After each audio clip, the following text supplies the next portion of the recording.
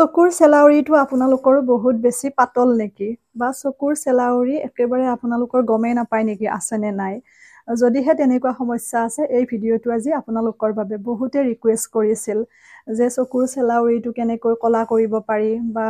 গজাত সহায় কৰিব পাৰি জনাবচোন কিন্তু যিহেতুকে ব্যৱহাৰ নকৰাকৈ একো বস্তু আপোনালোকৰ লগত মই শ্বেয়াৰ নকৰো সেইবাবে ভিডিঅ'টো মই প্ৰস্তুত কৰিব পৰা নাছিলো বহুতখিনি সময় ল'ব লগা হ'ল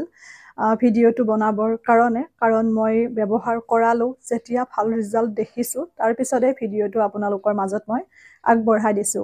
কলম নকৰি বস্তুখিনি আপোনালোকক চিনাকি কৰাই দিও আৰু বহুত বেছি ভাল ৰিজাল্ট এটা আপোনালোকে দেখিবলৈ পাব যেহেতু ধৰি লওক এই সমস্যাটো হলে অৱশ্যে বেয়াও লাগে যিমান আপুনি ধৰি লওক আৰ্টিফিচিয়ালি নলগাও কিয় বা আইব্ৰো নাকক কিয় কিন্তু নেচাৰেলটো নেচাৰেলে হয় তাৰ বাবে আপোনালোকক লাগিব হাতী সৰিয়হৰ তেল অকমান কৰবাৰ পৰা আনিব হাতী সৰিয়হৰ তেলটো লাগিবই আৰু তাত আপোনালোকে পিয়াজৰ বাকলি যিটো আছে পিয়াজৰ বাকলিটো পুৰিব লাগিব পিয়াজৰ বাকলিটো পুৰি পেলাই যেতিয়া আপোনাৰ হেতু অকমান কলা কলা হ'ব চাইলেখিয়া তেতিয়া সেই সৰিয়হৰ তেলখিনিত ধৰি লওক এখন আপোনালোকে হেতা ললে বা চামুচ এপাতে ললে অকমান ডাঙৰ ধৰণৰ চামুচখনত আপোনালোকে ৩-৪ চামুচ মান সৰিয়হৰ তেল দিব আৰু তাত আপোনালোকে সেই পিয়াজৰ পুৰি লোৱা বাকলিখিনি দিব দি পেলাই দুয়োটা বস্তু ৫ মিনিট সময় আপোনালোকে উতলাব আৰু উতলোৱাৰ পিছত যেতিয়া পিয়াজৰ বাকলিখিনিৰ লগত আপোনাৰ সৰিয়হৰ তেলখিনি মিলি যাব কলা কলা কাজল টাইপৰ হ'ব আৰু সেইখিনি আপোনালোকে খুব সুন্দৰকৈ এটা কন্টেইনাৰত ভৰাই ৰাখিব আৰু ৰাতি শোৱাৰ আগত খুব সুন্দৰকৈ এনেকৈ ৰেগুলাৰ আপোনালোকৰ আইব্ৰোটোত লগাব হেয়া মিশ্ৰণটো আৰু তেনেকৈ আপোনালোকে 15-20 দিন মান লগাই চাওকচোন ভাল ৰিজাল্ট এটা দেখিবলৈ পাব অকমান সময় লাগিব কাৰণ যিহেতুকে হেতু আপোনালোকৰ নেচাৰেলি আহিব লাগিব বা ধৰি লওক একেবাৰে যিহেতু নায়ে বা বহুত পাতল বা আপোনাৰ কলা নহয় এটা গ্ৰে কালাৰৰ থাকে বহুতৰে গতিকে অকমান ধৈৰ্য সহকাৰে আপোনালোকে ৰেগুলাৰ খুব কমেও এমাহ এইখিনি বস্তু ৰাতি শোৱাৰ আগত ব্যৱহাৰ কৰক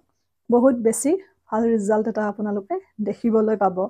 জনাব কেনেকুৱা পালে নিশ্চয় বুজিছে মাত্ৰ সামান্য বস্তু পিয়াজৰ বাকলিটো পুৰি ল'ব লগতে আপোনালোকে হাতী সৰিয়হৰ তেল 2-3 চামুচ মান ল'ব লৈ দুয়োটা বস্তু পিছত মিহলি কৰি পুনৰ চামুচ পাতত বা হেতাখনত সেইখিনি উতলাব 5 মিনিট সময় দুয়োবিধ বস্তু আৰু তাৰ পিছত কন্টেইনাৰটোত ভৰাই থব থৈ পেলাই হেয়া আপোনালোকে ৰাতি শোৱাৰ আগত লগাব দুয়োটা বস্তুৱে নেচাৰেল হয়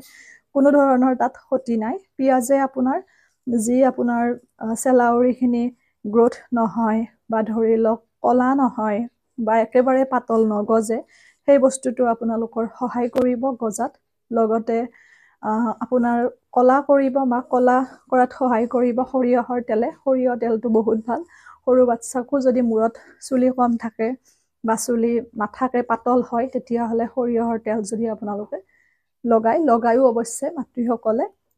বহুত বেছি ভাল ৰিজাল্ট পোৱা যায় কিন্তু হাতী সৰিয়হৰ তেলটো যিটো পেৰি পেলাই অনা হয় সৰিয়হৰ পৰা সেই সৰিয়হ তেলটোহে ল'ব দোকানৰ সেই বটলবোৰ বা পেকেটবোৰ সেইবোৰ যিমান পিয়ৰ হলেও হেতুৰ সমান হ'ব নোৱাৰে গতিকে সেইখিনি সংগ্ৰহ কৰি ল'ব এৰিছো সকলো ভালে থাকিব সুস্থ থাকিব হাঁহি থাকিব আৰু জনাব কেনেকুৱা পালে ৰিজাল্টটো আপোনালোক উপকৃত হলেহে মোৰ ভিডিঅ'টিয়ে সাৰ্থকতা লাভ কৰে যদিহে মোৰ পেজত নতুন পেজটি ফলো কৰিব এনেকুৱা ধৰণৰ ইনফৰমেটিভ ভিডিঅ'বোৰ পাব ৰেচিপি ভিডিঅ' পাব লগতে কিছু দৈনন্দিন